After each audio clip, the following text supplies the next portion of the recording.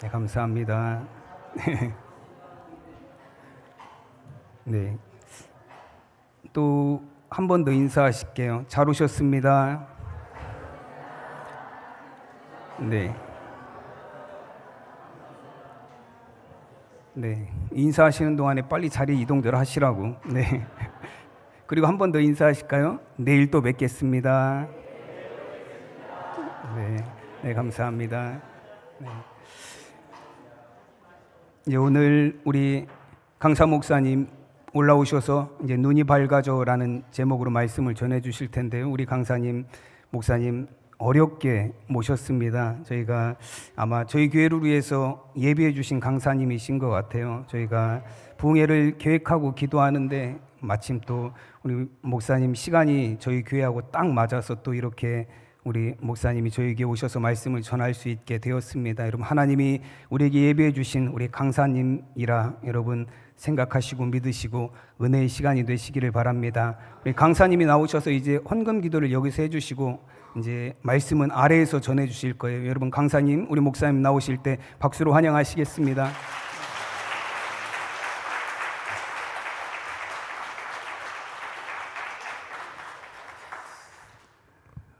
우리 성가대 너무 잘하네요. 예. 인원은 몇 명 안 되는 것 같은데 정예 요원들만 모인 것 같아요. 그래서 제가 깜짝 놀랐습니다. 야, 너무 잘한다. 아깝다. 여기 쓸 게 아니고 예술의 전당 세워야 되는데 제가 부흥회 다닐 때마다 이 얘기 합니다. 그런데 오늘 너무 잘하셔서 화음이 너무 잘 맞았어요. 우리 박수 한번 해주세요. 제가 이제 헌금 기도를 하게 될 텐데요. 이제 이름 불러가면서 헌금 기도하려고 합니다. 제가 청년 때 우리 부흥회 강사 목사님들 오셔가지고 이렇게 헌금 봉헌하면서 이름 불러가면서 기도하면 제가 무슨 마음이 있었냐면 아우, 저 시간 없는데 이름을 왜 부르나, 그런 마음도 있고 헌금하라고 이름 부르는구나, 이런 생각도 있었어요. 뭐 그거는 지금도 여러분들도 똑같을 거라 생각합니다. 제가 한 번은 저희 교회 성도가 구치소에 갇힌 거예요. 사기 피해로. 그래서 그 성도를 면회하러 가는데 이름이 거기서 불리니까 별로 안 좋더라고요. 그래서 이름이 기왕이면 하나님 주신 이름이고 그 이름 가지고 일평생 살아가는데 영광스러운 자리에서 이름이 불려져야 되지 않겠나. 아멘입니까? 그래서 제가 그때부터 어디 연합집회 가거나 부흥회 가거나 그러면 꼭 이름 불러가면서 기도합니다. 그러니까 얼른 부를 테니까 양해해 주시고 조금만 참아주세요. 네. 홍동희 장로님, 강승희 권사님, 신정자 권사님, 홍광표 이찬숙 권사님, 조창혜 성도님, 김정금 권사님, 한영만 장로님, 황은숙 권사님, 김효순 권사님, 이윤선 이명희 권사님, 이순자 권사님,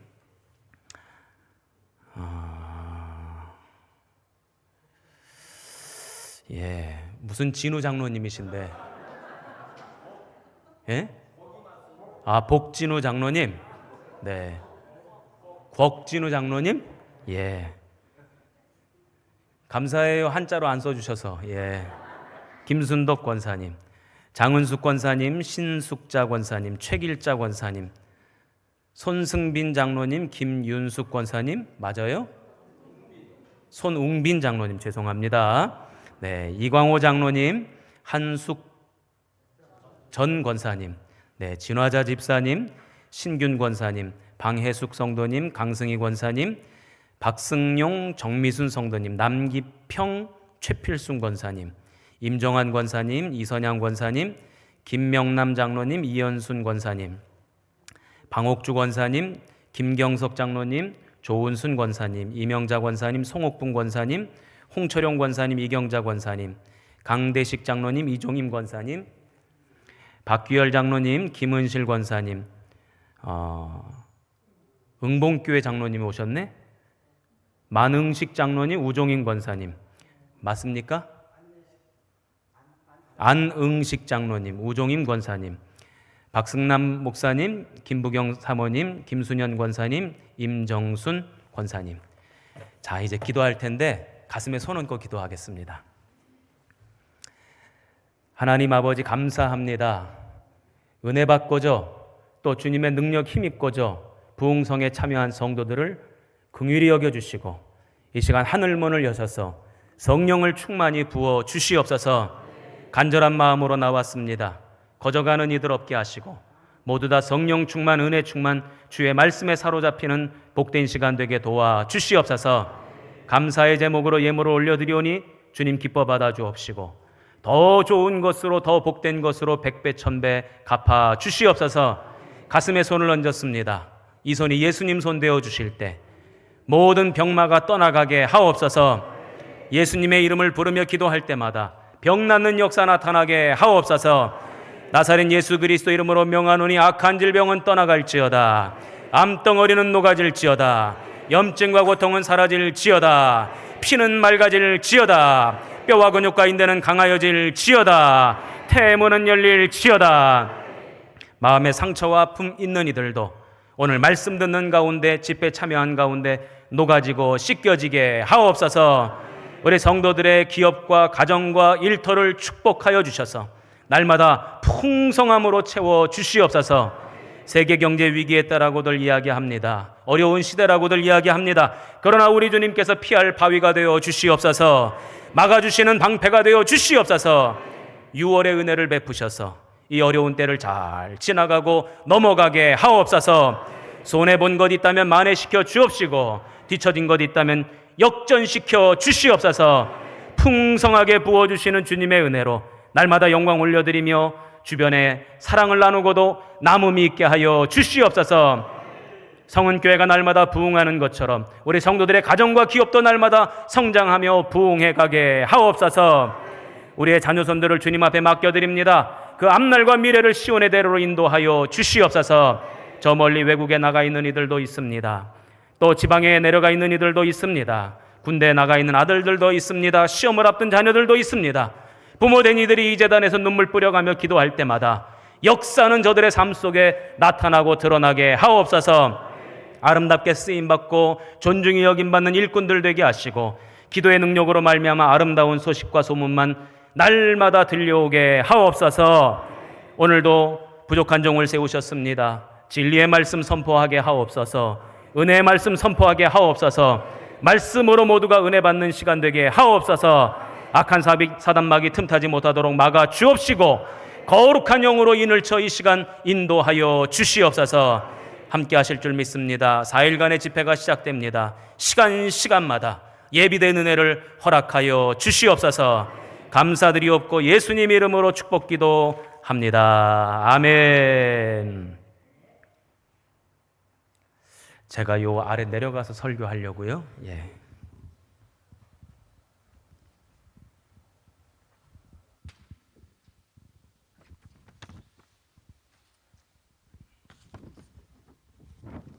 자, 어색하니까 우리 옆에 계신 분들이랑 인사 좀 하시죠. 예. 사랑합니다. 축복합니다. 네. 잘 나오셨습니다. 자, 우리 또 한 번 인사하실 때 이렇게 인사하시죠. 은혜 많이 받읍시다. 자, 은혜 많이 받읍시다.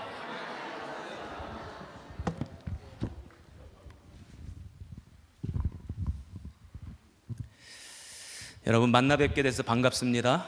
네, 저만 반가운 건 아니죠? 네, 여러분들도 반가우세요? 네, 뭐 어거지로 대답하시는 것 같기도 한데 뭐 화낼 것까지는 없고요. 예, 저도 여러분들 만나 뵙게 돼서 너무너무 반가워요. 어디서 저렇게 젊은 목사가 강사로 왔는가 이런 생각이 들잖아요. 예, 젊기도 젊은데 또 따지고 보면 또 그렇게 젊지도 않아요. 왜냐하면 5학년이니까 5학년이거든요. 우리 아들이 군대 갔다가 와서 대학 다니고 있고 딸도 또 대학 다니고 있고 이제 그렇습니다. 올해로 목회 26년 이제 했습니다. 그리고 지금 서울에 있는 대림교회에서 담임 목사로 이제 사역을 하고 있어요. 우리 박 목사님께서 이제 불러주셔서 오늘 함께 은혜 나눌 수 있게 된 것 감사하게 생각하고 하나님께서 저에게 주신 은혜를 여러분들과 함께 나누고자 합니다. 4일간의 집회 가운데 풍성한 은혜 받으시기를 주님의 이름으로 축복합니다. 우리가 하나님께 받아야 할 여러 가지 복들이 있습니다. 그 여러 가지 복 가운데 하나가 제가 이제 복을 하나하나씩 나열할 텐데 받고 싶은 복이 있으면 이거 이렇게 왜 자꾸 울리죠? 이거 좀 울리지 않게 해주세요. 받고 싶은 복이 있으면 그 대목에서 하여간 크게 아멘 하시면 돼요. 이제 먼저 무슨 복을 받아야 되겠는가 봤더니 건강의 복 받아야 돼요. 여러분들 건강하시기를 주님의 이름으로 축복합니다. 여러 가지 복이 있지만 건강의 복이 제일 첫 번째인 것 같아요. 돈 아무리 많아도 건강하지 못하면 그거 쓰지도 못해. 다 엄은 사람들이 다 쓰고 다녀요. 그러니까 건강해야 된단 말이죠.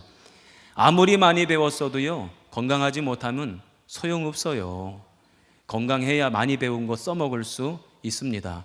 높이 올라갔어도 건강하지 못하면 금세 내려와야 돼요. 그러니까 무엇보다도 건강의 복 받으시기를 주님의 이름으로 축복합니다. 두 번째로는 자녀가 잘 되는 복입니다. 제가 오늘 오전에도 우리 성도들에게 자녀는 부모의 면류관이다 이런 말씀을 전했는데, 자녀가 잘 되고 자녀가 영광스럽고 자녀가 복되고, 이 동네는 아멘 할 줄 모르나 보네. 하여간 그렇게 되고 싶으시면 아멘 하세요. 자녀가 잘 되고 자녀가 복을 받고 자녀가 형통하고 자녀가 영광스러운 자리에 올라서게 되면, 그러면 그것은 자녀만의 기쁨이 아니라 부모의 기쁨이고 부모의 감사의 제목이 되고 부모의 면류관이 되더라고요. 저희 아들이 이제 고등학교를 다닐 때였어요. 미션 스쿨을 다녔는데, 그때 이제 학교에서 저보고 와서 예배 인도를 해달라는 겁니다. 이제 아마도 이제 그 학교는 미션 스쿨이니까 거기 다니는 학생들 가운데 부모 중에 목사님이 계시면 이제 초청해서 설교를 하게 했던 것 같아요. 제가 하루 가서 설교를 했습니다. 예배가 다 끝나고 난 다음에 이사장님이 이제 저를 부르세요. 차 한 잔 마시면서 그러는 겁니다. 목사님, 내년에 이제 거기 학교 선생님들을 대상으로 2박 3일 수련회가 있다는 거예요. 거기 미션 스쿨인데 여자 중학교, 남자 중학교, 여자 고등학교, 남자 고등학교, 이렇게 4개 학교가 있으니까 선생님들이 얼마나 많습니까? 그 선생님들을 대상으로 수련회를 하는데 오셔서 강의해 주시고 설교해 주시고 집회를 좀 인도해 주세요. 그래서 제가 이제 2박 3일 강사로 가서 집회를 인도했습니다. 이 집회가 다 끝났는데 이제 이사장님이 또 저를 부르세요. 그러더니 뭐라 그러냐면, 목사님, 올해는 아예 매달 한 번씩 오셔서 말씀을 좀 전해 주세요. 그러는 바람에 제가 이제 그 학교에 1년 내내 매달 이제 가게 된 겁니다. 그러다 보니까 학교 선생님들이 제가 다 누군지를 알아요. 또 저희 아들이 누군지를 알아요. 저희 아들 이름이 강건이거든요. 그런데 이제 복도에서 어떤 선생님을 만났는데, 모르는 선생님을 만났는데, 야, 네가 강건이구나 그러셨다는 거예요. 그러면서 아버지 잘 계시니 인사 좀 전해드려라. 그 얘기를 듣고 우리 아들이 신나가지고 집에 왔습니다. 아빠, 어느 선생님이 나 아는 척했고 아빠한테 안부 전해달래요. 그러면서 신나가지고 얘기를 하는 거예요. 그래서 제가 우리 아들한테 그랬습니다. 아들, 기분 좋냐? 네, 기분 좋대요. 아들 앉아봐. 아빠가 해주고 싶은 얘기가 있어. 지금은 너보다 아빠가 유명해. 그렇지? 아빠가 더 많은 사람들을 알아.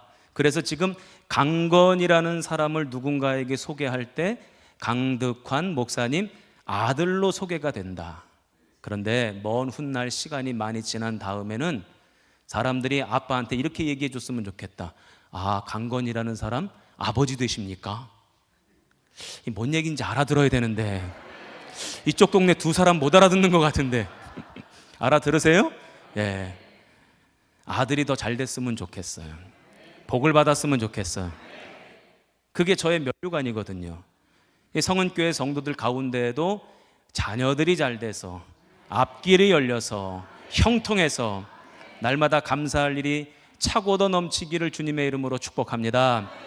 세 번째, 받아야 될 복이 있어요. 그 복이 뭔가 봤더니 만남의 복입니다. 누구를 만나느냐에 따라서 인생이 달라져요. 누구를 만나느냐에 따라서 삶의 방향이 달라집니다. 누구를 만나느냐에 따라서 불행해지기도 하고 행복해지기도 해요. 저는 오늘 제가 우리 박 목사님 처음 뵙거든요. 오늘 처음 뵈요. 저보다 이제 후배 목사님이시더라고. 근데 처음 뵙는데, 그런데 제가 잠깐 잠깐 대화를 나누면서 무슨 생각을 했냐면, 야, 성은교회 교인들 복 받았다. 어거지로 하시는 분이 한 2분 계시는 것 같아요, 목사님. 성은교회 교인들 진짜 복 받았다. 만남의 복 받았구나. 이런 생각을 제가 하게 되었습니다. 여러분들 만남의 복 귀한 복입니다. 만남의 복 받으시기 바랍니다. 제가요, 이제 감리교 신학대학교 대학원 다닐 때 저 서울의 마포의 성광교회라고, 거기서 제가 교육전도사 생활을 했습니다. 그때는 왜 교회에 애들이 굉장히 많았잖아요. 제가 초등부 전도사였는데 그 초등부에 학생들이 한 120명 됐어요. 4학년, 5학년, 6학년. 그리고 교회학교 교사가 30명 가까이가 됐어요. 교사도 많았죠. 애들도 많았죠. 거기에 이제 제가 담당 교육자 초등부 전도사였습니다. 그런데 여러분들이 지금 저를 이렇게 보기에 뺀질뺀질하게 생기지 않았나요? 좀 그렇게 생겼죠? 아니에요? 감사해요. 오늘 저녁 내가 사야 되겠다. 그때는 제가 얼마나 뺀질거렸는지 몰라요. 교회에서 뭐 하라 그러면 그거 하기 싫어서 도망쳐 다니고 숨어 있고, 초등부 전도사라고 세워놨는데 사역하는 게 그렇게 귀찮고 싫은 거예요. 얼마나 도망쳐 다녔는지 몰라요. 그때는 토요일 날도 애들이 학교 가던 때였습니다. 그러면 전도지 들고 선물 들고 교문 앞으로 가서 애들 끝날 시간 맞춰가지고 그 앞에서 전도를 하는 겁니다. 교문 앞 전도. 그거를 하는데 이제 교사들이 전도하러 간다는 거예요. 그러면서 이제 저보고 같이 가재요. 그런데 제가 왜 이렇게 가기가 싫은지 하기가 싫은지 도망쳐 다닙니다. 이리고 도망쳐 다니고 저런 이유 되면서 도망쳐 다니고, 그런데 그렇게 도망쳐 다닐 때마다 끈질기게 저를 쫓아다니면서 저를 괴롭히는 총무교사가 있었어요. 전도사님이 그러면 안 된다는 거예요. 전도사님이 전도를 해야 전도사지. 전도도 안 하는데 무슨 전도사냐고. 전도사는 그렇게 설교하면 안 된다고, 그렇게 기도 생활하면 안 된다고 쫓아다니면서 저를 그렇게 괴롭히고 못살게 굴고 얼마나 힘들게 만들었는지 그 총무교사가. 그런데 그 총무교사가 지금도 집에서 저를 괴롭혀요. 권사님 알아들으셨어? 그 총무교사가 지금도 그냥 집에서 목사가 그러면 안 된다는 거야. 근데 제가 26년 동안 편안하게 은혜 가운데 무음하게 성도들 사랑받으면서 이렇게 목회할 수 있었던 비결이 뭔가, 이유가 뭔가, 뭐 하나님의 은혜겠고 여러 가지 이유가 있겠지만 그 중에 하나는 아내를 참 잘 만났구나. 그 만남 때문에 내가 복을 받았고 그 만남 때문에 내가 은혜 가운데 목회를 하는구나 하는 생각을 하게 되었습니다. 여러분 만남의 복 받으시기 바랍니다. 그런데 만남의 복은요, 내가 누구를 만나느냐, 어떤 사람을 만나느냐도 중요하지만 그 어떤 사람에게 내가 또 어떤 만남이 되느냐도 매우 중요하다 하는 것입니다. 우리 옆에 계신 분 한번 보세요. 이 사람 내가 잘 만났나 잘못 만났나 한번 보세요.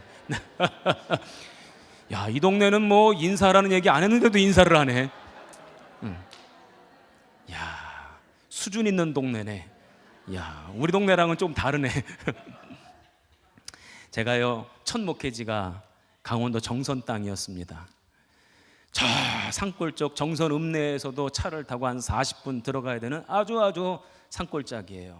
목회를 하는데 교인이 한 15명쯤 돼요. 애들이 한 10명쯤 돼요. 그 동네 다 합쳐도 사람이 얼마 안 되는 동네였습니다. 30집, 마을이 30집인데 우리처럼 이렇게 집집이 다 모여있는 그런 마을이 아니고 길이 이렇게 나 있어서 뜨문 한 채씩 저 위로 10리 아래로 10리 8km, 이 길 8km에 30집이 있었어요. 그 중에 이제 10집이 교회를 나왔거든요. 목회를 하러 갔는데 목회가 얼마나 힘든지, 그 몇 명 안 되는 교인들도 왜 이렇게 말을 안 들어먹는 거야. 너무너무 힘들어요. 어려워요. 목회를 도대체 어떻게 해야 되는지 모르겠고, 신학교에서 배운 게 아무 소용도 없는 것 같고, 설교는 또 어떻게 준비를 해야 되고, 기도는 또 어떻게 해야 되는지 아무것도 모르겠는 거예요. 그런데 어느 날 신문을 보니까 전국에서 목회하다가 지친 목사님들 다 모이세요. 세미나 열어드립니다. 여러분, 세미나가 뭔지 아세요? 세게 미는 게 세미나래요. 목회하기 힘들다고 막 뒤로 낮아빠지는 목사님들 세게 밀어붙이는 게 세미나라네. 그 세미나 하니까 이제 목사님들 다 모이세요. 그때 한신교회 이중표 목사님이 한국교회 목회자 세미나를 연다는 거예요. 유명한 강사님들 모시고 목사님들 세미나 열어드린대요. 참석을 했더니 몇 분이 모였냐면 전국에서 3,000명이 모였어. 어마어마하게 많이 모였죠. 세미나 그 강의 시간마다, 말씀 시간마다 얼마나 은혜가 되는지 몰라. 그런데 사람들끼리 막 수근수근 거려요. 내일 오후에 오시는 분, 그분 강의를 들으려면 그 강당 안에 들어가서, 예배당 안에 들어가서 말씀 들으려면 1시간 전에는 들어가 앉아 있어야 된다는 거야. 사람들끼리 자기들끼리 수근거려요. 그래서 저도 그래 나도 좀 먼저 가야 되겠다. 그리고 1시간 전에 갔는데 이미 1시간 전에 자리가 꽉 찼습니다. 그래서 자리가 없으니까 요 바깥에 복도에 텔레비전 연결해가지고 설교 말씀 들을 테니까 복도에 앉아 계세요. 그 복도에 앉아서 말씀을 들었어요. 2시간 강의가 진행이 되는데, 말씀이 진행이 되는데 2시간이요 20분 지나간 것 같아. 말씀을 듣는데 그렇게 은혜가 돼요. 눈물이 나요. 또 어떨 때는 막 배꼽 잡게 웃겨요. 제가 그때 충격을 받았습니다. 아니 어떻게 목사님이 설교를 하시는데 울리기도 하고 웃기기도 하고 2시간이 지나가는데 어떻게 20분 지나간 것 같은 그런 느낌으로 설교를 하실까? 너무너무 궁금한 거예요. 그 목사님이 누구냐면 장경동 목사님. 이제 그때 막 떠오를 때, 막 이제 유명해지기 시작할 때였어요. 저는 몰랐죠, 그런 분이 있는지. 제가 그래가지고 충격을 받았어요. 나는 설교 저렇게 하는 줄 몰랐는데 저렇게도 하네. 너무 충격이 되는 거예요. 그래서 집회가 다 끝난 다음 제가 장경동 목사님을 쫓아갔습니다. 목사님, 저 오늘 목사님 설교 말씀 듣고 은혜 너무 많이 받았고 도전 너무너무 많이 받았습니다. 제가 궁금한 게 있어서 질문을 좀 드리고 싶은데 질문해도 되겠습니까? 그때 질문해보래요. 제가 그때 장경동 목사님이랑 30분 대화를 나눴어요. 제가 뭐라 그랬냐면, 목사님, 저도 목사님처럼 설교 잘하는 목사가 되고 싶습니다. 그랬더니 저에게 주소를 적어달래요. 그 주소 적어드렸더니 교회로 뭐가 왔냐면 장경동 목사님 설교 테이프 3년치가 왔어. 그때는 왜 설교 테이프 들었잖아요, 녹음시켜가지고. 그러면서 거기 편지가 써 있는데, 목사님이 이 설교 들으면서 열심히 공부하셔가지고 설교 잘하는 목사님 되세요. 편지가 쓰여 있었어요. 그래서 제가 그때부터 막 공부를 하기 시작한 것 아닙니까? 그래서 오늘 여기 서 있잖아요. 무슨 얘기냐면 3,000명 모인 그 집회에 장경동 목사님 쫓아가서 질문하고 도전받겠다고 배우겠다고 한 사람 누구 하나? 저 하나. 그 만남을 그저 스쳐 지나가는 만남, 한 번 만나고 사라지는 만남이 아니라 나의 인생을 바꾸는 만남, 유익한 만남으로 내가 바꿔 간 거예요. 오늘 여러분들도 이걸 알아야 돼요. 내 옆에 앉아있는 사람이 별 볼 일 없는 사람인 것 같고 아무짝에도 쓸모없는 사람인 것 같아도 하나님이 역사하시면 바로 내 옆에 앉아있는 그 사람을 통해서 일하시고, 그 사람을 통해서 나를 변화시키시고, 그 사람을 통해서 역사하신다고요. 복된 만남 만들어 가시기를 주님의 이름으로 축복합니다. 이제 제가 4일간 이제 집회를 하게 될 텐데, 제가 하는 집회는 말씀 집회예요. 한번 따라해 보시기 바랍니다. 말씀 집회. 저는 이제 여러분들에게 말씀을 잘 전할 것입니다. 저는 신유 집회를 하는 것도 아니고 치유 집회를 하는 것도 아니고 은사 집회를 하는 것도 아니에요. 그럴 만한 능력이 저에게는 없어요. 저는 그저 하나님의 말씀만 전합니다. 그런데 저는 하나 믿는 게 있어요. 그게 뭐냐면 하나님의 말씀에는 권세가 있고 하나님의 말씀에는 능력이 있고 하나님 말씀, 그 말씀을 마음판에 새기는 백성들에게 역사가 나타난다. 저는 이걸 믿어요. 그래서 말씀 듣는 가운데 여러분들이 아멘 하면 아멘한 대로 역사가 나타날 줄로 믿습니다. 말씀 듣는 가운데 병마가 떠나가고, 말씀 듣는 가운데 문제가 해결되고, 말씀 듣는 가운데 답답한 것이 시원함으로 바뀌어지고, 말씀 듣는 가운데 악한 영이 물러가는 그런 놀라운 역사 나타나기를 주님의 이름으로 축복합니다. 이제 오늘 말씀은 제가 우리 대림교회 부임해서 얼마 지나지 않아 이런 생각을 했습니다. 예수님을 만난 사람들이 많은데 그 예수님을 만난 사람들에 대해서 설교를 시리즈로 한번 해봐야 되겠다. 그 12주 동안 12주 동안 예수님과 만난 사람들이라고 하는 제목으로 1, 2, 3, 4 해가지고 12번 설교를 했어요. 이제 그 중에 예수님 만난 사람들 가운데 이제 10종류의 사람들은 예수님이 십자가에 달리시기 전에 만났던 사람들, 그리고 나머지 2종류의 사람들은 예수님이 부활하신 다음에 만났던 사람들, 우리가 너무나도 잘 알고 있는 사도 바울에 대해서 설교했고요. 그리고 오늘 성경 속에 나오는 엠마오로 내려가는 2명의 제자에 대한 말씀을 함께 나눴죠. 그런데 제가 어느 날 기도하는데 곰곰이 생각이 드는 것이, 우리는 어디에 속할까? 이런 생각을 해봤어요. 살아계셔서 육신의 모습으로 만났던, 예수님의 모습을 보았던 그 제자들일까? 아니잖아요. 부활하신 예수님을 만났던 사도 바울과 같은 사람, 부활하신 예수님을 만났던 엠마오로 내려가는 2명의 제자와 같은 사람들이 우리가 아닐까, 그런 생각이 들었어요. 그래서 이 엠마오로 내려가는 2명의 사람들은 어떻게 예수님을 만났을까 너무너무 궁금한 거예요. 그 말씀을 연구하기 시작했어요. 연구하다가 보니까 질문이 생겼어요. 3가지 질문이 생겨가지고 그 3가지 질문에 대해서 답을 하는 것으로 제가 설교를 했는데, 오늘 이제 여러분들과 그 말씀을 나누려고 합니다. 엠마오로 내려가는 2명의 제자 이야기 다 읽어야 되는데 제가 오늘 30절 31절만 읽었습니다. 여러분들 집에 가셔서 다 읽어보세요 라고 얘기해도 안 읽을 거죠. 꼭 다 읽어보세요 라고 얘기해도 또 안 읽을 거죠. 꼭 읽어보시기 바랍니다. 이 엠마오로 내려가는 2명의 제자를 만나러 예수님이 찾아오셨단 말이에요. 저는 이게 의문점이었어요. 예수님이 살아계실 때에도 제자들에게 뭐라고 말씀하셨냐면, 내가 고난받을 것이요, 십자가에 달려 죽을 것이요, 사흘 만에 부활하게 될 텐데, 부활하게 되면 어디서 만나자 하신 장소가 있습니다. 어디서 만나자고 하셨어요? 갈릴리에서 만나자고 하셨어요. 무덤으로 찾아간 2 여인들에게 천사들이 나타나서 예수님 먼저 갈릴리로 가셨다, 그러니까 제자들 보고 얼른 갈릴리로 가라 그래라, 이렇게 얘기하지 않습니까? 그러니까 부활하신 예수님이 갈릴리에서 만나자고 하셨으면 갈릴리로 가셨어야 되는데 왜 갈릴리로 안 가고 엠마오로 내려가는 2명의 제자를 찾아오셨을까? 이게 제 첫 번째 의문점이었어요. 2번째 의문점은 뭐였냐면, 지금 엠마오로 내려가는 2명의 제자가 예수님과 함께 지낸 세월이 얼마입니까?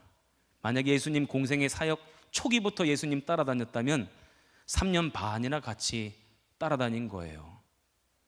며칠 전에 십자가에 달려 돌아가셨어요. 그런데 사흘 만에 부활하셨는데 예수님 부활하신 모습을 바라보면서 알아먹어요? 못 알아먹어요?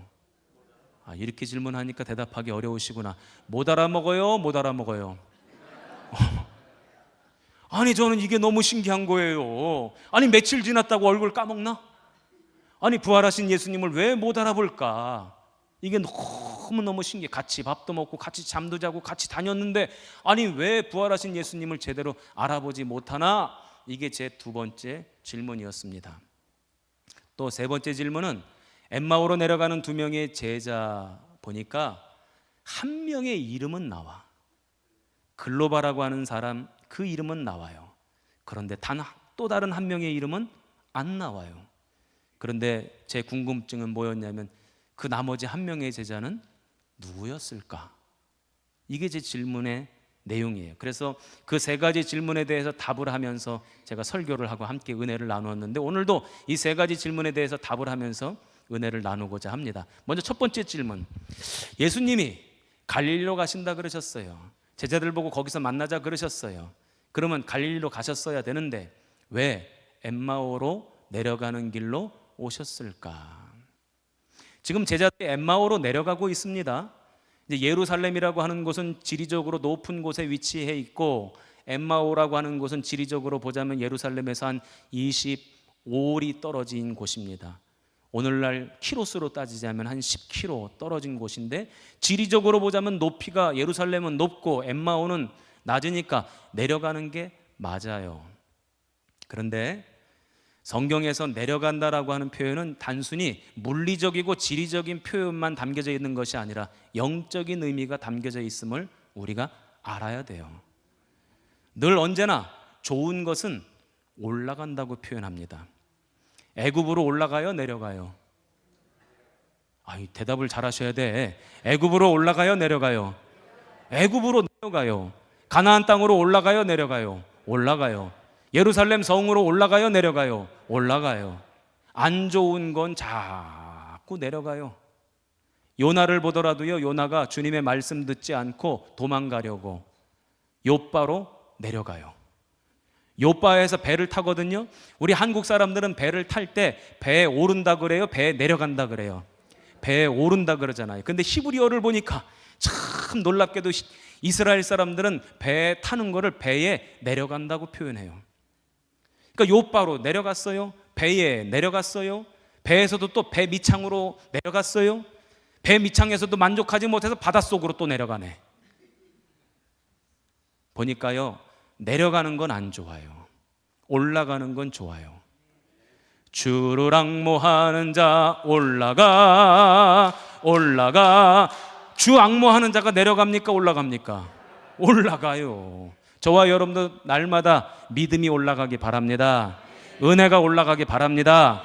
성전으로 은혜 받는 자로 날마다 올라오시기를 주님의 이름으로 축복합니다.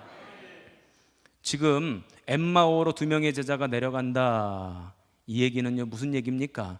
지금 신앙의 침체기를 겪고 있다는 거예요. 영적으로 지금 침체기를 겪고 있어서 지금 엠마오로 내려가고 있다는 것입니다. 예수님이 부활하셨다는 소식을 이 사람들은 들었을까요? 못 들었을까요? 들었어요.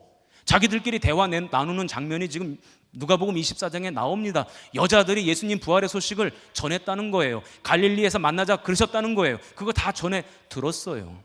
그런데 그럼 어디로 가야 됩니까? 갈릴리로 가야 되잖아요. 근데 왜 엠마오로 내려갑니까? 예수님의 부활을 못 믿었기 때문에, 믿지 않았기 때문에 영적 침체의 길로 지금 내려가고 있는 거예요. 불신앙의 길로 지금 내려가고 있는 거예요. 시험 들어가지고 지금 내려가고 있는 거예요. 놀라운 것은 그렇게 침체의 길, 불신앙의 길을 걸어가고 있을 때 주님은 그냥 내버려 두지 아니하시고 반드시 찾아오신다. 저와 여러분의 신앙도 마찬가지입니다. 우리가 불신앙의 길을 걸어가고 있을 때 하나님은 우리를 그냥 내버려 두지 않으세요. 우리 삶에 반드시 찾아와 주셔서 만나 주신다. 할렐루야.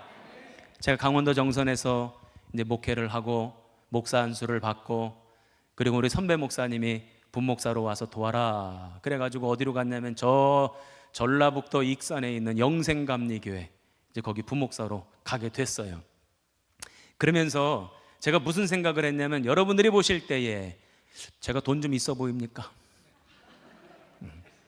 백이 좀 있어 보입니까? 멀쩡하게 생겼죠? 예. 근데 생긴 것과는 다르게 돈도 없고 백도 없고 줄도 없어요. 세속적인 표현 써서 죄송합니다. 그러니까 앞으로 목회를 어떻게 할까 많은 고민들이 있었는데 나를 끌어줄 사람도 없고, 우리 부모님이 돈이 많아서 나를 개척시켜 주시지도 않을 것 같고, 아무것도 기댈 데가 없는 거예요. 그래서 제가 무슨 생각을 했냐면, 부목사로 가서 열심히 사역해서 열심히 일해서 아주 좋은 결과물들을 만들어내가지고 교인들한테도 인정받고 칭찬받고 주변 목사님들한테도 인정받아가지고 다음에 좋은 목회지로 옮겨가야지. 뭘 아멘이에요. 아멘은 그런 욕심을 부렸다니까요. 얼마나 욕심을 부렸는지 몰라요. 그래서 제가 부목사로 가서 진짜 지독하게 일했습니다. 우리 여기 교회도 부목사님 계시는가요? 지금 부목사님 안 계세요? 우리 부목사님이 한 분 와 계시는데, 저희 교회는 이제 부목사님 6분 계신데 우리 한 분이 이제 저랑 같이 왔어요. 근데 제가 그때 어떻게 사역했냐면, 아침에 새벽 기도 때 출근해요. 새벽 기도 때 출근해서 새벽 기도 마치고 하루 종일 집에 안 들어가고 일하고 밤 10시, 11시에 퇴근하고, 또 그 다음날 새벽에 또 출근하고, 또 밤 10시, 11시에 들어가고, 그거를 제가 얼마나 열심히 했는지 몰라요, 우리 부목사님.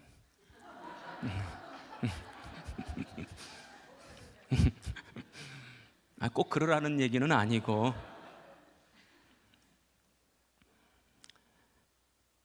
은혜 때문에 그랬는가? 교회를 사랑하는 것 때문에 그랬는가? 아니에요.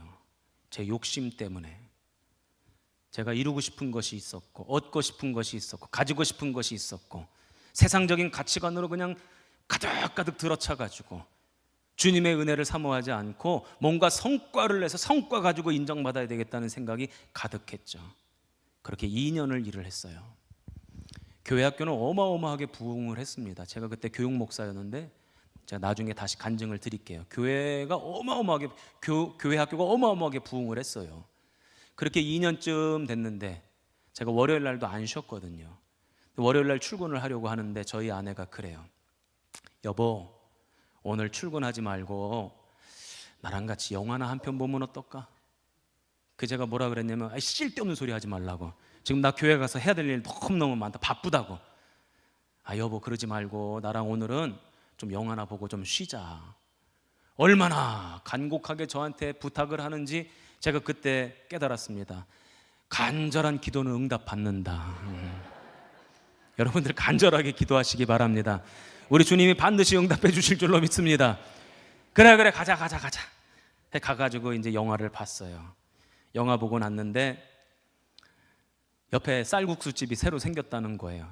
집에 들어가기 전에 쌀국수 한 그릇 먹고 들어가재요. 쌀국수 먹으러 갔어요. 쌀국수를 다 먹고 일어나려고 그러는데 그때부터 막 어지럽기 시작한 거예요. 막 정신을 못 차릴 정도로 어지러워요. 이게 세상이 도는 건지 내가 도는 건지 정신이 없어요. 막 토가 나오기 시작하는 거예요. 가까스로 부축받아가지고 이제 집에까지 왔습니다. 그런데 집에서도 어지럼증이 멈추지가 않아요. 먹은 것도 다 개워내고 토해냈는데도 더 이상 나올 것도 없는데도 막 계속 헛구역질을 하고 쓰러지고 정신을 못 차리고, 제가 그래서 저희 아내 보고 여보 119 불러야 되겠다. 그 119에서 왔어요. 저를 이제 싣고 갑니다. 저 119 타봤어요. 119 실려서 그때 원광대학교 응급실에 이제 실려갔습니다. 실려가자마자 제가 정신을 잃었어요. 아마 응급실에서 이런 검사 저런 검사 여러 검사를 다 한 것 같아요. 그리고 어렴풋이 정신이 들어서 눈을 떠봤더니 한 밤 2시, 새벽 2시쯤 3시쯤 됐던 것 같아요.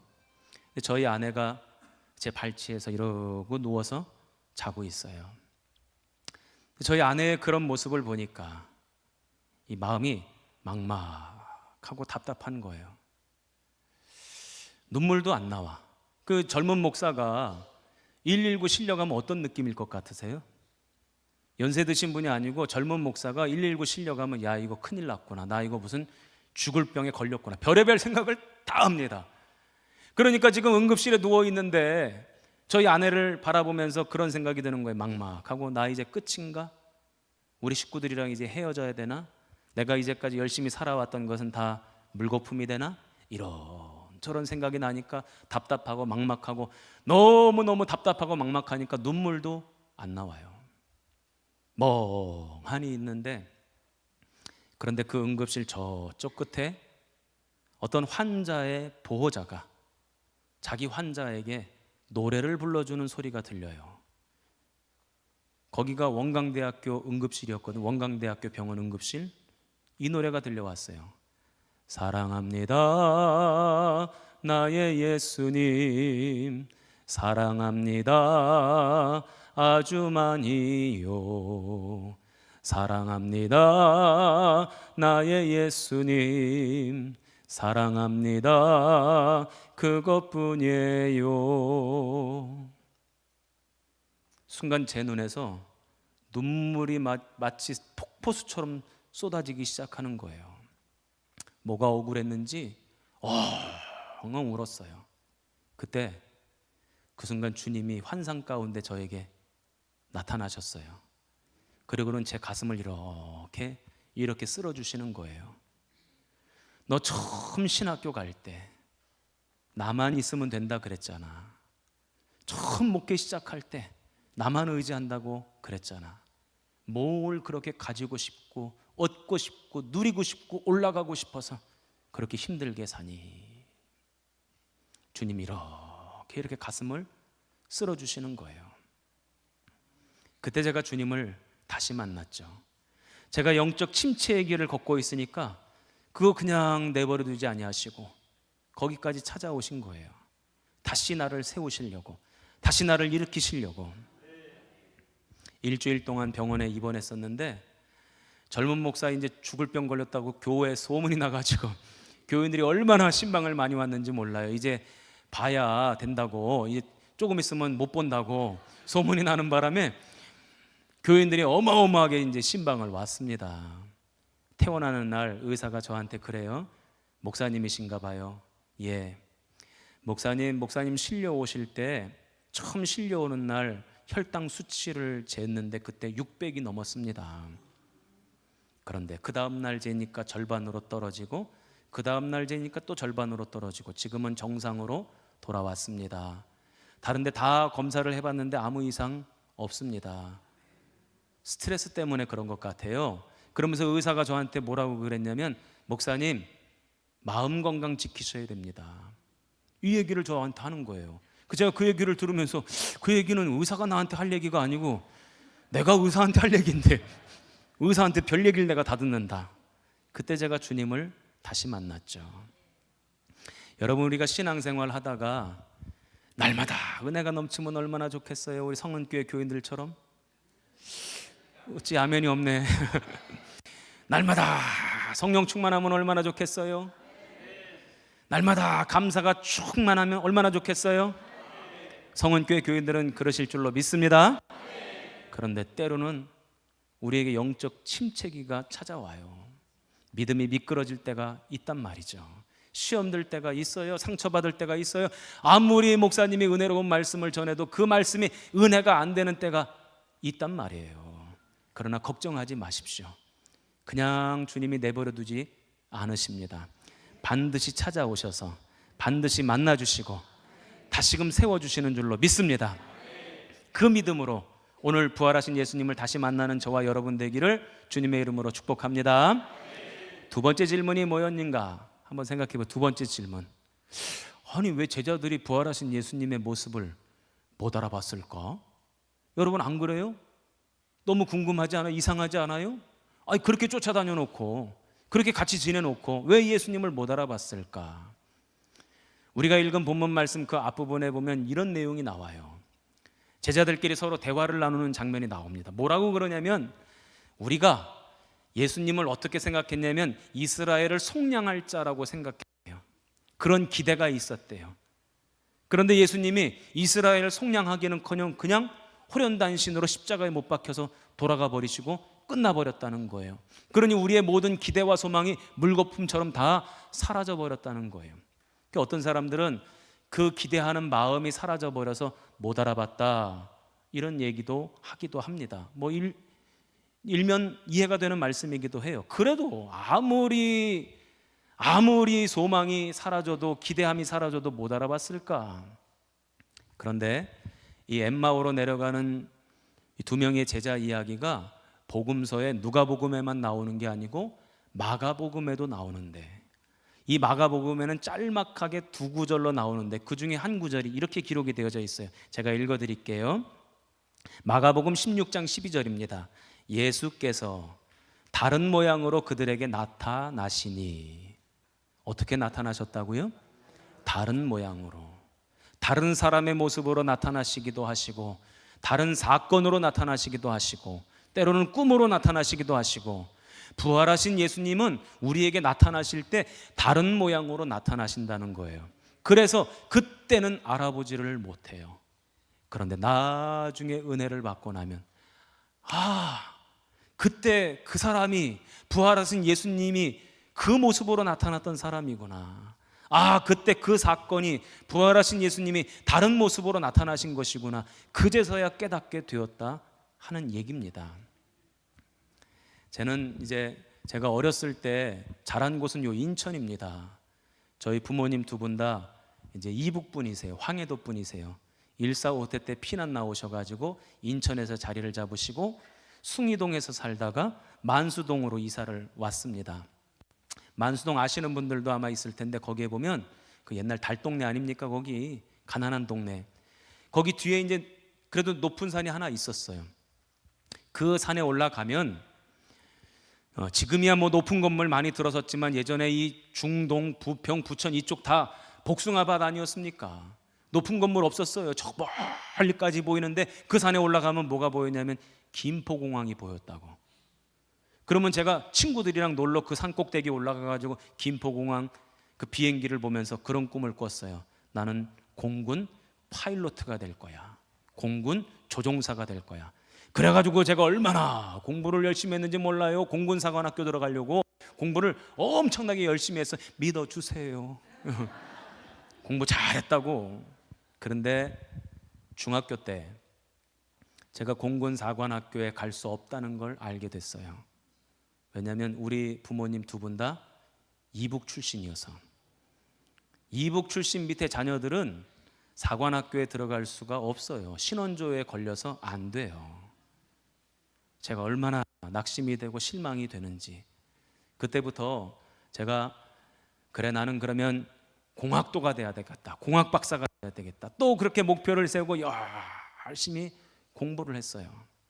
그런데 고등학교 3학년 때 저희 때만 하더라도 지금처럼 시험 보고 점수 가지고 이 학교도 지원하고 저 학교도 지원하는 그런 시대가 아니고 내가 가고 싶은 학교 딱 지원해가지고 시험 봐가지고 떨어지면 전기에서 떨어지면 후기, 후기에서 떨어지면 전문대, 안 되면 재수, 이렇게 해야 되는 시대 아니었습니까? 제가 너무 옛날 사람 같은가요? 그런데 가고 싶은 학교가 있었고 시험 준비하고 있었는데 저희 어머니가 어느 날 원서 쓰는 날 저한테 뭐라 그러냐면 아들 어렸을 때부터 엄마가 기도한 게 있어. 하나님 앞에 서원하며 기도했어. 우리 아들 인생을 하나님께 바친다고. 왜 남의 인생을 당신이 바치냐고요. 아니 내 인생은 내가 바쳐야지. 왜 어머니가 내 인생을 바치냐고요. 얼마나 화가 나는지. 그런데 그 어머니의 그 말씀이 귓전을 떠나지 않는 거예요. 계속해서 되뇌어지는 거예요. 그래서 제가 다른 친구들은 다 학교 원서를 써가지고 학교에 제출하러 가는 그때에 저 혼자 교실에 남아 있었어요. 그리고 최종적으로는 감리교신학대학교 원서 마감하는 날 마감 시간에 맞춰서 제가 원서를 냈죠. 그러면서 그때 저의 마음은 어머니가 그렇게 소원하시니 4년간 신학 공부하고 신학 공부 마치고 나면 내 갈 길 가련다. 내가 그때 도망가야지. 계획이 얼마나 좋았는지 몰라요. 아직도 도망을 못 가고 있어요. 그러고는 목회를 시작하게 됐으니 얼마나 목회가 힘듭니까? 사명 받아 해도 힘들고 기쁨으로 내가 그 길을 가겠다 해도 힘든 건데 하기 싫은데 억지로 떠밀려서 목회를 하니 얼마나 그게 힘드냐고. 교인들이 아까도 말씀드렸듯이 교인들이 말을 안 들어먹어. 그 15명밖에 안 되는 교인들도 다 제각각이에요. 왜 이렇게 말을 안 들어먹지? 애들도 말을 안 들어. 목회가 이렇게 힘든 거였구나, 이렇게 어려운 거였구나. 내가 그래서 안 한다 그랬잖아. 하여튼 문제만 생기면 제가 거봐 그래서 내가 안 한다 그랬잖아. 월급은 또 많이 주나? 월급도 시골교회 월 20만 원이 책정돼 있는데 그 20만 원도 다 못 줄 때가 많았어요. 거봐 내가 그래서 안 한다 그랬잖아. 하여튼간 뭐 문제만 생기면 거봐 그래서 내가 안 한다 그랬잖아. 늘 그런 마음이 있었어요. 하루는 제가 더 이상 도저히 안 될 것 같아요. 그래서 제가 차를 몰고 그때 저희 이제 본가가 평택에 살았는데 평택으로 그때만 하더라도 길이 안 좋아가지고 5시간 반을 운전해야 평택에 도착을 했습니다. 교회에서 점심밥을 먹고 내가 어머니한테 목회 그만두겠다고 선포하러 가야 되겠다. 그리고는 점심밥 먹고 차를 몰아서 저녁 때쯤 돼가지고 이제 평택 집에 도착을 했습니다. 전화도 안 하고 왔어요. 어머니 저 왔습니다. 그랬더니 저희 어머니 권사님이 화들짝 놀라시는 거예요. 아니 어쩐 일이냐고. 저희 어머니 권사님은 그때나 지금이나 저에게 존댓말을 쓰세요. 아니 전도사님 그때는 목사 안수 안 받았으니까 전도사님 어쩐 일이시냐고. 예, 제가 드리고 싶은 말씀이 있어서 왔습니다. 그랬더니 저희 어머니가 아유, 할 얘기는 하더라도 저녁 때 다 됐으니까 밥이나 먹고 하자고. 그리고는 부엌에 나가서 밥을 하시는데 조금 있다 보니까 무슨 얘기를 나누시는 소리가 들려요. 이 저녁 때 누가 왔나 하고 제가 문을 이렇게 빼꼼하고 열어봤어요. 그랬더니 누가 온 게 아닙니다. 밥을 하시려고 성미 항아리 앞에 앉으셔가지고 숟가락으로 성미를 뜨시면서 무릎 꿇고 기도를 하고 계시는 거예요. 그 뒷모습이 저의 눈에 들어오는 거예요. 그 뒷모습을 보니까 목회를 못하겠다는 말을 못하겠더라고요. 아들 전도사를 위해서 기도하시고 며느리 사모를 위해서 기도하시고 그렇게 기도하는 그 뒷모습을 보니까 나 이제 목회 못하겠습니다, 이 말을 차마 못하고 밥만 먹고 다시 정선 땅으로 갔어요. 세월이 많이 지난 다음에 제가 어머니에게 여쭤본 적이 있습니다. 어머니, 제가 그때 왜 전화도 없이 왔던 적 있잖아요. 할 얘기 있다고 해놓고 얘기도 안 하고 그냥 갔던 적 있잖아요. 무슨 얘기 하려고 했는지 아세요? 그랬더니 저희 어머니 권사님이 그러세요. 알고 있었죠. 그 말 나올까 봐 너무너무 무섭고 두렵고 그래서 내가 기도부터 해야 되겠다. 그리고는 기도하셨다는 거예요. 나중에 제가 깨달았어요. 그 어머니의 뒷모습은 부활하신 예수님이 다른 모양으로 저에게 나타나신 거예요. 저를 다시금 목회 현장으로 돌리시려고, 다시금 세우시려고, 다시금 주님 나라 위에 쓰임받는 일꾼 되게 하시려고 저를 찾아오셨던 거죠. 정선에 있을 때 목회 그만두고 싶었던 적이 한두 번이 아니었습니다. 한 번은 겨울철이 다 돼가는데 연탄을 들여놔야 돼요. 연탄 한 장이 이제 400원입니다. 그런데 연탄 값은 200원인데 그 한 장 배달하는 게 200원이에요. 그래서 400원인데 1000장은 있어야 겨울을 납니다. 얼른 계산해 보세요. 그럼 얼마예요?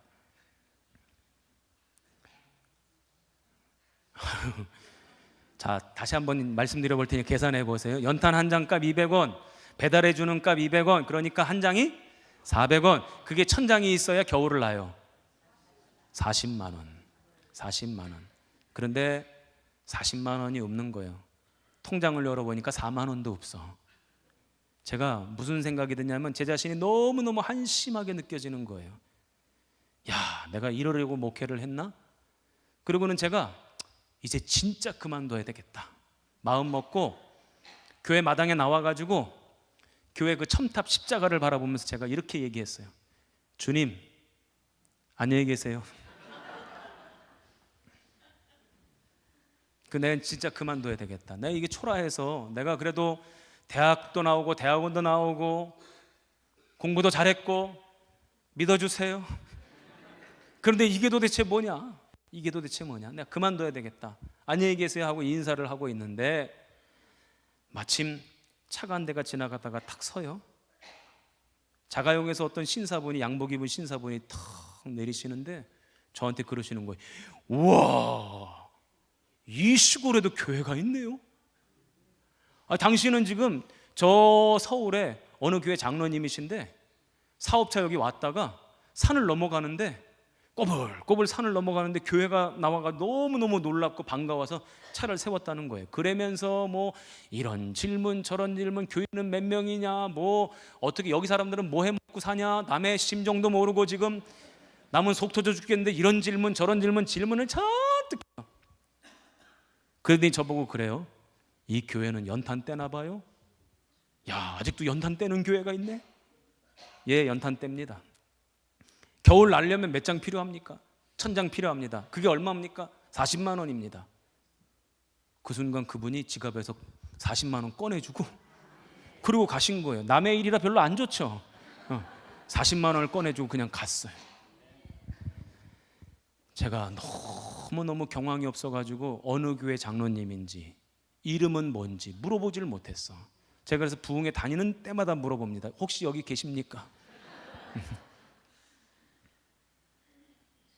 나중에 알게 됐어요. 오늘 성경 속에 나오는 제자들도 처음에 예수님을 알아보지 못하다가 예수님의 말씀을 듣고 가슴이 뜨거워져요. 예수님이 떡을 떼어 나눠주니까 그때 눈이 밝아져요. 부활하신 예수님인 줄 그제서 깨닫게 돼요.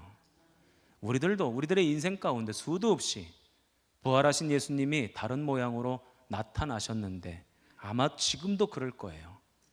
그런데 눈이 어두워져서 그걸 보지 못하고 있을 뿐이라는 겁니다. 오늘 이 시간 은혜 받아서 눈이 밝아지기를 바랍니다. 다른 모양으로 나타나신 부활하신 주님을 만나고 경험하는 성은교회 성도들 다 되시기를 주님의 이름으로 축복합니다. 세 번째 질문이 뭡니까? 제자가 2명이었는데 한 사람 이름은 글로바예요. 그런데 왜 나머지 한 사람의 이름은 안 적어놨을까? 또 엠마오로 내려가는 2명의 제자 이야기가 마가복음에는 딱 2구절로 나와요. 그런데 오늘 우리가 읽은 본문 말씀뿐만 아니라 이 누가복음 24장 마지막 장인데, 가장 중요한 장인데 13절부터 35절까지 자세하게 적어놔요. 제자들이 어떤 느낌이었고 어떤 감정이었고 어떤 대화를 나눴고 어디로 가서 어떻게 했는지 너무나도 자세하게 기록해 놓고 있어요. 마치 그 자리에 있었던 사람인 것처럼. 제가 성경을 연구하면서 깨달은 게 있어요. 성경을 쓴 사람들을 우리는 저자라고 부르지 않습니다. 기자라고 부릅니다. 왜냐하면 저자는 자신의 생각과 자신의 마음을 쓴 사람을 저자라고 불러요. 그런데 성경을 기록한 사람들은요, 자신의 생각과 자신의 마음을 기록한 것이 아니라 성령의 감동을 받아서 주님의 마음을 기록했고 주님의 뜻을 써놨죠. 그래서 성경을 기록한 사람들을 우리는 기자라고 불러요. 마태복음 기자는요, 그 마태라고 하는 사람, 레위, 마태 레위잖아요. 세리였던 사람. 그런데 교묘하게 자신의 이야기를 마태복음 안에다가 적어놔요. 본인이 예수님을 만났어요. 세관에 앉아 있는데 나를 따라오니라. 그래가지고 그 사람이 주님 따라 나섰다는 거예요. 자기의 이야기를 적어놔요. 마가복음도 마찬가지입니다. 마가 요한이지 않아요? 예수님 부인하며 도망칠 때 혼이불이 다 벗겨질 정도로 걸음만 나 살려라 하고 도망갔다는 것 아닙니까? 자기 이야기를 교묘하게 적어놔요. 요한도요, 자기가 예수님께 사랑받는 제자래. 그렇게 자기의 이야기를 교묘하게 적어놔요. 그런데 누가는 자기가 예수님 만난 곳 어디다 기록해놨을까? 곰곰이 연구하다 보니까 바로 오늘 이 내용이에요. 글로바 이외에 다른 한 명의 제자가 누구였는가? 바로 누가였다. 그러면서 이 말씀 속에 이런 내용이 나옵니다. 부활하신 예수님을 알아보지 못하니까 예수님이 이 엠마오로 내려가는 2명의 제자들을 책망하는 장면이 나오거든요.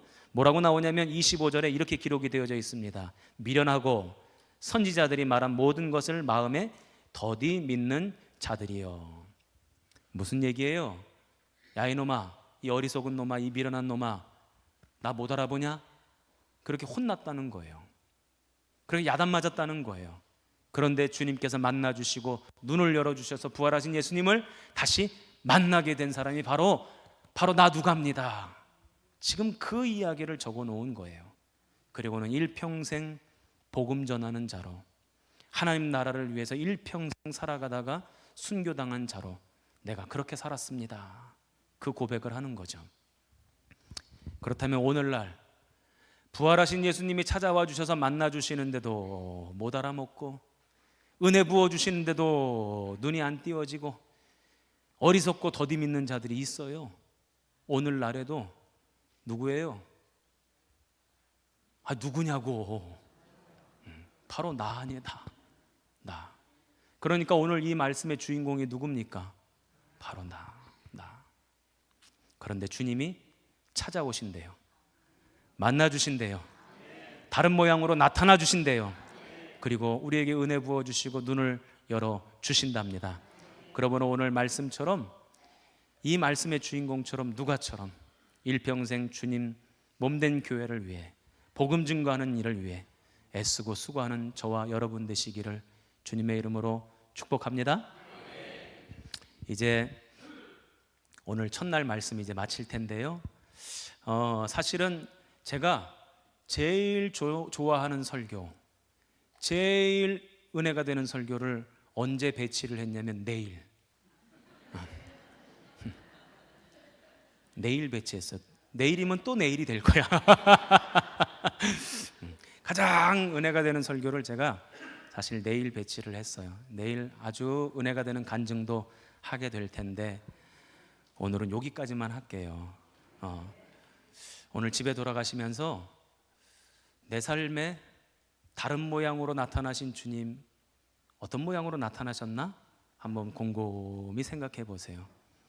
눈이 열려지기 바라고, 눈이 밝아지기 바라고, 그래서 부활하신 예수님과 날마다 동행하는 우리 성은교회 성도들 다 되시기를 주님의 이름으로 축복합니다. 우리 찬양하겠습니다. 신실하게 진실하게 거룩하게 살게 하소서. 우리 찬양하고 기도하는 시간 갖겠습니다.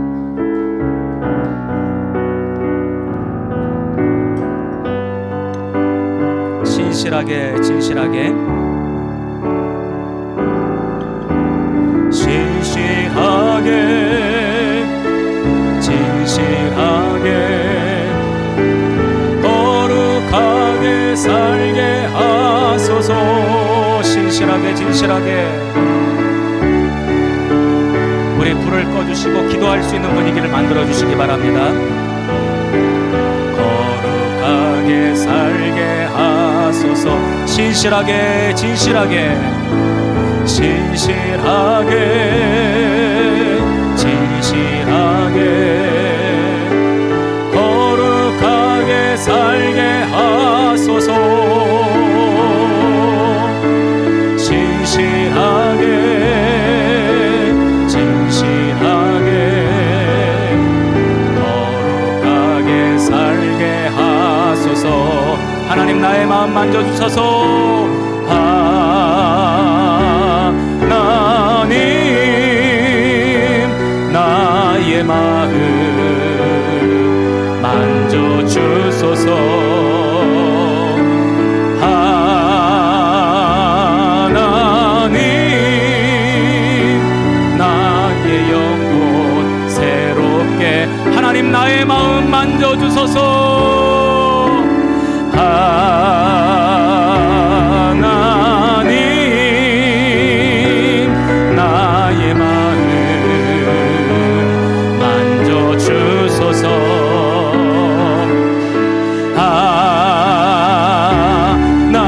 하나님 나의 영혼 새롭게 다시 한번 찬양합니다. 하나님 나의 마음 만져주소서.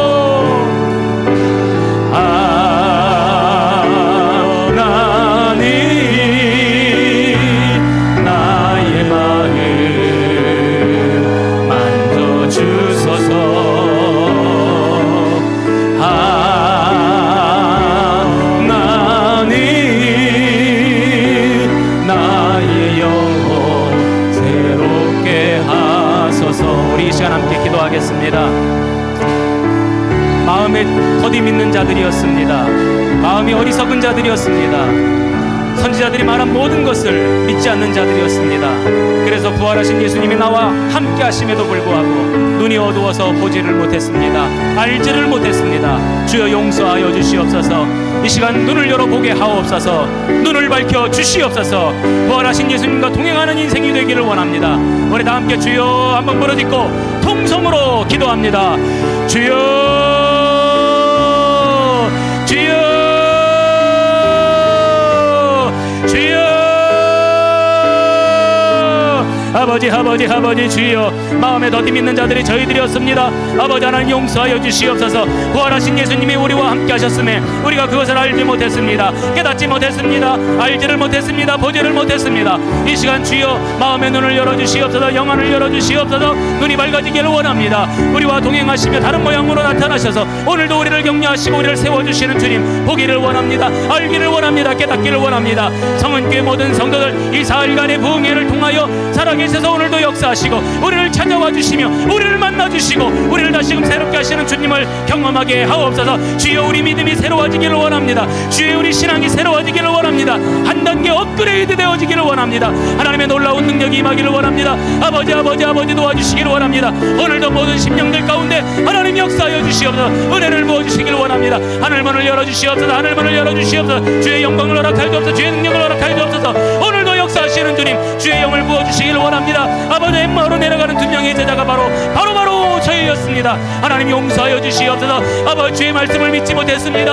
아버지, 주님께 은혜를 사모하는 마음으로 나오지 못했습니다. 하나님 용서하여 주시옵소서. 아버지 은혜를 부어주시옵소서. 아버지, 도와주시길 원합니다. 하나님의 영광과 하나님의 은혜로 우리들을 감싸 안아주시며 하나님의 역사 가운데 아버지 아름답게 세워질 수 있도록 인도하여 주시옵소서. 아버지, 말씀하여 주시길 원합니다. 아버지, 말씀하여 주시길 원합니다. 하나님, 오늘도 주여 말씀하여 주시길 원합니다. 말씀을 통하여 우리의 가슴이 뜨거워지기를 원합니다. 아버지, 떡을 떼어 주실 때마다, 그 떡을 받아 먹을 때마다 하나님 알아가는 역사를, 하나님 알아가는 지식이 넘쳐나기를 원합니다. 하나님 도와주시옵소서. 하늘문을 열어주시고 오늘도 주의 은혜를 부어주시옵소서. 목포소와 같은 은혜를 부어주시옵소서. 생명수와 같은 은혜를 부어주시옵소서. 주의 능력을 덧입혀 주시옵소서. 주여 말씀하여 주시기를 원합니다. 주의 영광의 자리에 우리를 세워주시기 원합니다.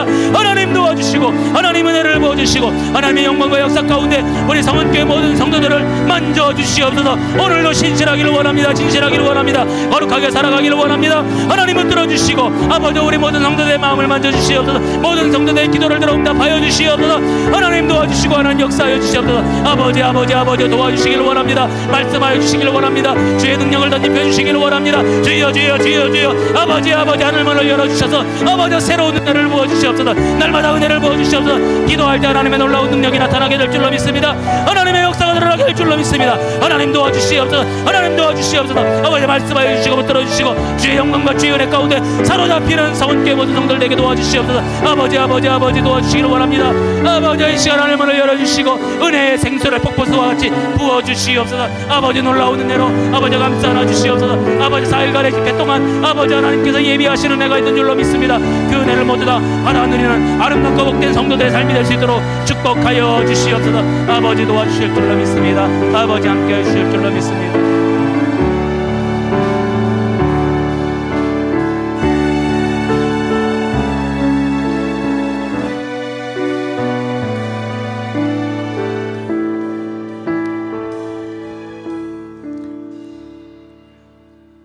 하나님, 은혜의 집회를 허락하신 것 감사합니다.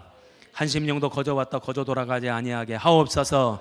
생명의 말씀에 붙들리게 하옵시고 그 말씀 때문에 승리하게 하옵소서. 그 말씀 때문에 병 고침받게 하옵소서. 그 말씀 때문에 문제가 해결되게 하옵소서. 그 말씀 때문에 마음의 상처가 씻겨지게 하옵소서. 그 말씀 때문에 마음의 답답함이 시원함으로 변화되어지게 하옵소서. 그 말씀 때문에 우리의 자녀들의 앞길이 시온의 대로로 열려지게 하옵소서. 부활하신 예수님이 다른 모양으로 늘 나타나셔서 우리를 세워주셨고 우리를 일으켜주셨지만 우리가 눈이 어두워 깨닫지 못하고 알지 못하고 보지 못했습니다. 주여 용서하여 주시옵소서. 오늘 이 시간 눈을 열어 보게 하옵소서. 눈이 밝아지게 하옵소서. 다른 모양으로 나타나시는 주님을 깨달아 알게 하여 주시옵소서. 부활하신 예수님과 동행하는 우리 성은교회 모든 성도들 되게 하옵소서. 날마다 부어주시는 은혜로 말미암아 아름답고 복된 삶이 되기를 원합니다. 일터를 축복하여 주옵시고 가정을 축복하여 주옵시고 인생을 축복하여 주시옵소서. 성은교회 올 한해 은혜가 충만하게 하셔서 년부년 부흥해 가게 하옵소서. 많은 성도들이 이 재단을 통하여 구원받는 역사 나타나게 하옵소서. 4일간의 집회를 허락하신 주님 감사드립니다. 회를 거듭해 갈수록 더욱더 은혜 받고 더욱더 성령 충만한 집회가 되게 하옵소서. 감사드리옵고 예수님 이름으로 축복하며 기도하옵나이다. 아멘. 우리 이 시간 반주해 주시기 바랍니다. 우리 그냥 가지 마시고 우리 개인적으로 기도를 조금 더 하시다가 가시면 좋겠습니다. 하나님, 내 인생 가운데 찾아와 주시고 만나 주옵소서. 우리 가정을 붙들어 주시옵소서. 특별히 우리 자식들 붙들어 주시옵소서. 하나님이 붙드시지 아니하신다면 생명의 길 갈 수가 없습니다. 은혜의 길 갈 수가 없습니다. 주여 붙들어 주시옵소서. 우리 이 시간 주여 한번 부르짖고 우리 자유롭게 기도하시다가 주님께 응답받고 여러분의 가정으로 돌아가시기 바랍니다. 주여 한번 부르짖겠습니다. 주여. 아버지